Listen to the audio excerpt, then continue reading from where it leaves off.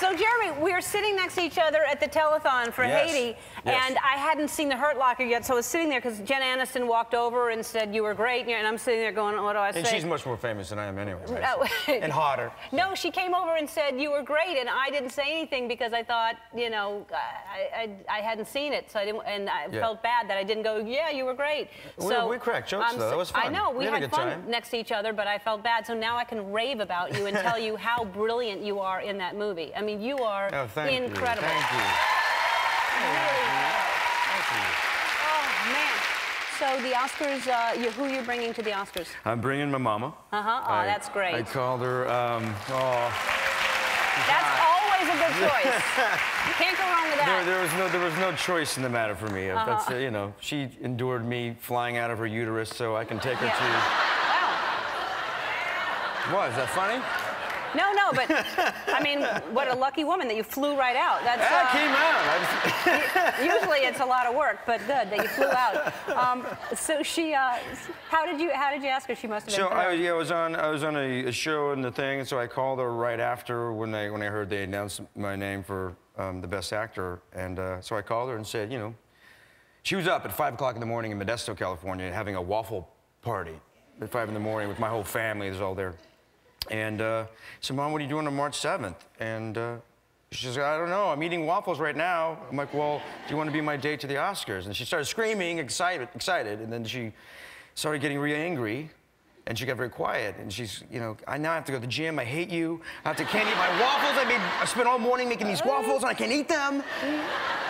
I gotta get carrot sticks and celery, all these things, right? You're gonna get her a dress and all that stuff? I got her a dress. We're both wearing a beautiful Armani sort of thing. I haven't seen her in it yet.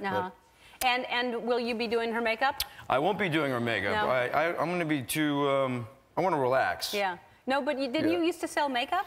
Yeah, it was a great gig. Instead of as a, you know, as an actor, a lot of people wait tables or bartend or whatever. I was a makeup artist. And like where? Like a private makeup artist or at a store?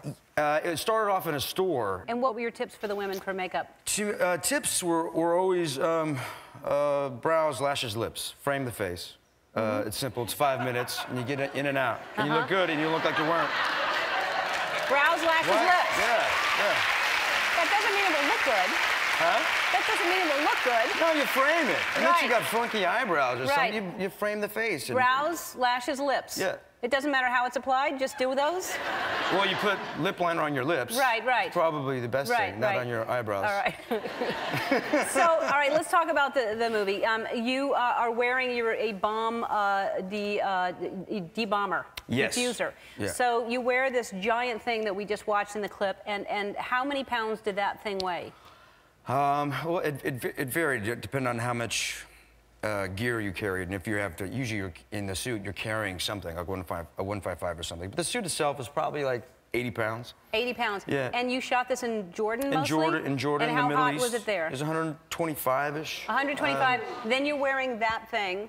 And you could have, from what I heard, you could have just worn a suit that looked similar but wasn't the real deal. But you chose to really feel what those guys were going through. Yeah. And then, you know, there was not even a question about doing it or not. I mean, it certainly informed me how I walked, and you move a very specific way in this thing.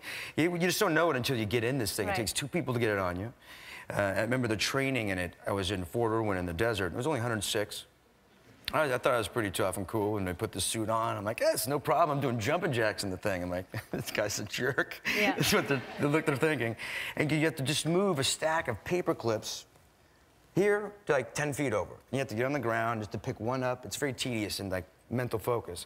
And after like 10 paper clips, I nearly passed out. I'm like, how do you guys do this? Right. Well, that's what I was going to ask you. I mean, weren't you weak from just dehydration, exhaustion, just every take? Yeah, and the dysentery and everything else. Yeah. It was really unpleasant. Explosive diarrhea. Yeah. It's terrible. Too much information. Too much.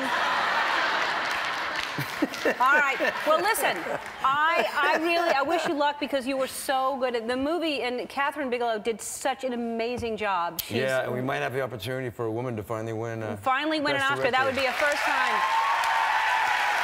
I mean, really good.